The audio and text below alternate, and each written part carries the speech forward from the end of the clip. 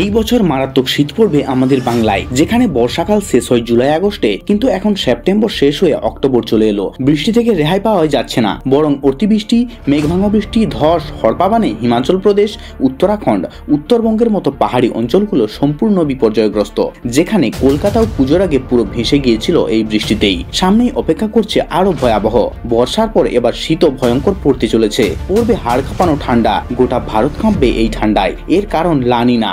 বিশেষত উত্তরবঙ্গে ভয়ঙ্কর শীত পড়বে এবার। অক্টোবর এবং নভেম্বর মাসে লা নিনার সৃষ্টির সম্ভাবনা 70%। ওয়েদার রিপোর্টে তাই ধরা পড়েছে।